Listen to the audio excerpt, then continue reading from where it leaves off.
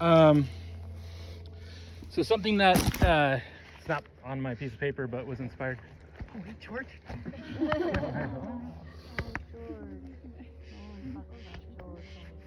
Yeah. Oh, I got you. Ah, we'll get through this. Okay. Whew. So Nolan strived to be everyone's best friend, but I think after just, you always doubt, like, is that person my best friend? And I can honestly say that Nolan is my best friend. There's a lot of reasons for that. It's just funny when Ed was saying how safety was so important to him. So a nickname growing up that I got, that I didn't create for myself, my friends did. They called me Safety Jason. Like in high school and stuff, I'd make sure everyone's seatbelt's on before we go. Everybody seatbelt on? Okay, now let's start the car. So Nolan and I had a lot in common. Efficiency was a big one, safety. And a lot of people here at Tree to Tree, when they do zip tours together, they like want to request like, hey, we want to do zip tours together, guide together, because we really enjoy it. And Nolan and I, when we did zip tours together, we'd be too much. We would just amplify each other's like energy, and we'd just be like, dude, bro, yeah, we're doing a zip tour. And then people would be on the side like, and then afterwards we're like, maybe we should request not doing zip tours together anymore. So we were just too much energy together. We were a little much. Okay, so now to the speech. So I did the top 10 reasons Nolan sparkles so bright. That's my speech. So I was talking about this last night with the family about how each one of us is a grain of sand on the beach. So we're insignificantly significant, right? So you can't have the beach without every grain of sand, but at the same time, you're just a grain of sand. So it's kind of this humble empowerment. So each one of us has this uniqueness about them that sparkles, and this is zooming in on Nolan's sparkle, but he might have sparkled. He was a big grain of sand, huge grain of sand. So number one, could take feedback. He was very approachable. So when I first met Nolan, I was coming back from a trip, and all the guides had met him before, and they're like, we're not sure about this Nolan guy. He's a bit much. And I remember exactly where I first saw him, and he was below like Black Horse or something, and he had these orange shades on because his future's so bright he had to wear shades. But my first thought was like, I like this guy, and you got to lose the shades, bro. Because I believe strongly, like when you're giving orientation or talking to participants, they can see you, or you can see them, but they can't see you. So it's like during your orientation, man, if you take your shades off, they earn your trust, right? And I was just able to do that in a very real way, and not like this, like I'm your boss and you should listen to me, but it was just like, hey man, like just it's more personable. And he was very much like, man, you're such a bro, like that you could tell me that.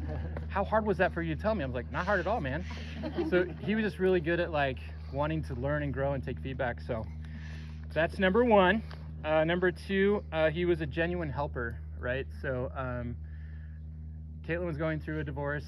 I was going through a divorce. Nolan was just divorced. That's why we were the wolf pack that summer, healing from all that. And this was like 2 weeks in after meeting him. And he's like, he always likes to hang out with anybody, right? So he's like, hey, J-Bones, what are you doing tonight? And I'm like, so last night I have my leases up at my house. I got to move everything out. And he's like, cool, I'll be there. And I'm like, okay. I didn't really know the guy this time. So I'm like trying to clear everything out of the house. And it was like 10 p.m. And he shows up with Red Bull, Gatorade, Bud Light with lime, all the things I loved at the time. He just knew, like, for some reason that I love those things. And he's like, we're doing all nighter, man. We're going to get this done.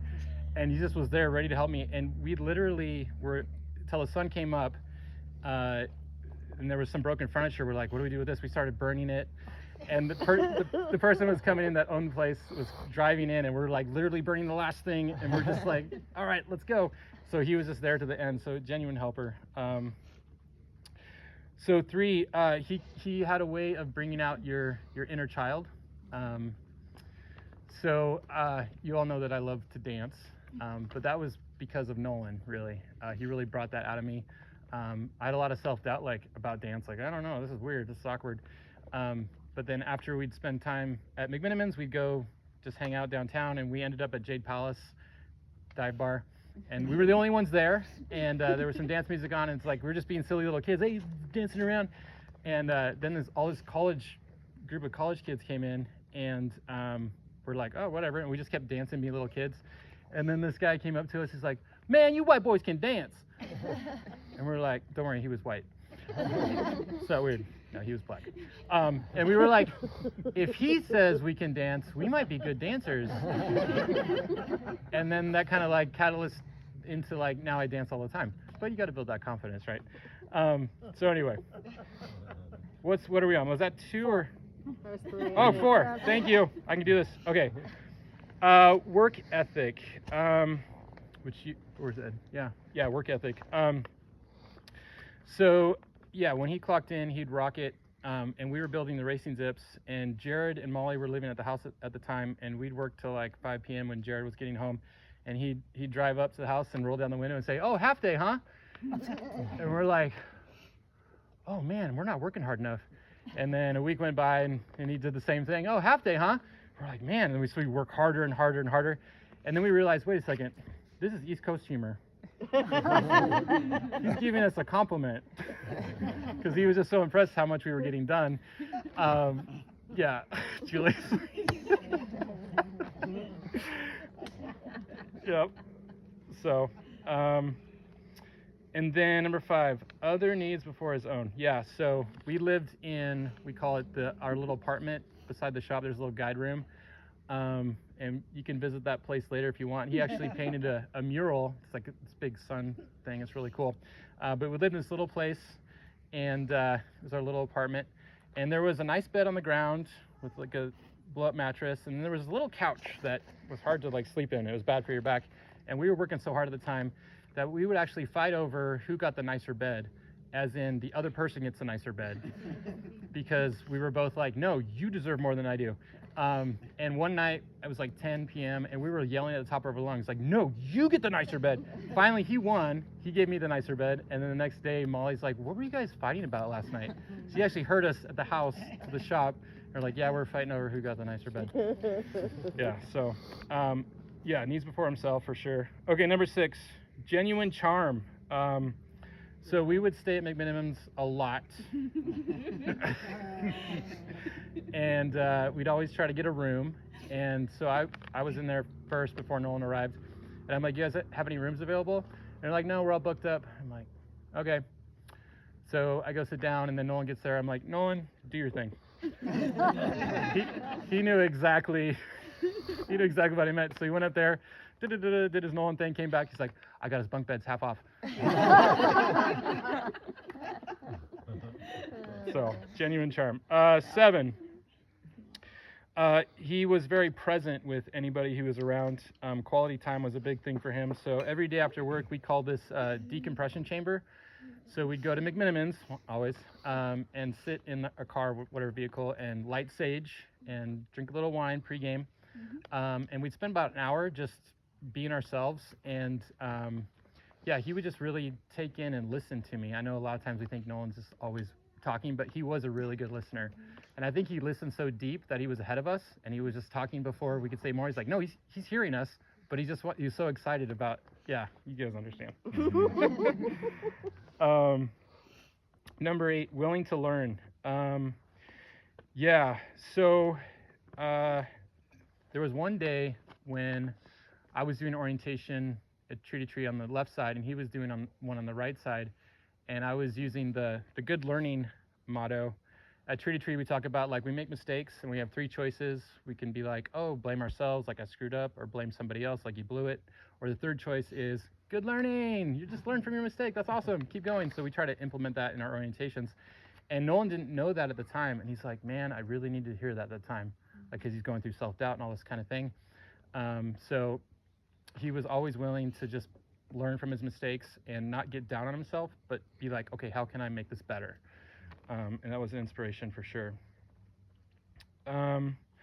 So, number 9, this is a bit of an activity.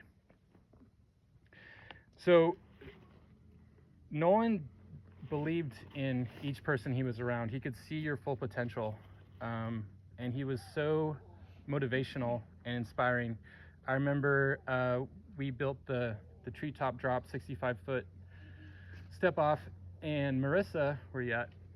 Yeah, she was like, okay, I'm gonna do this. And the first person she called out was Nolan. She's like, Nolan, you coming with me? Because she knew that Nolan would just be there encouraging her and believing in her, and she knew that was the go-to person to make her jump off this 65-foot thing, because Nolan was a big fan of I Know You Can. You could see our full potential. So we made bracelets that say I Know You Can, and then on the inside it says Forever in Our Hearts. So we're going to do a little exercise, and then after that I'll get to the last one, number 10. But what I want us to do is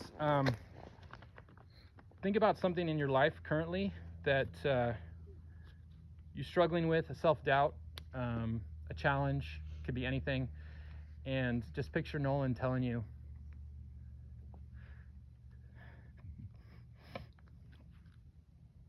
I know you can.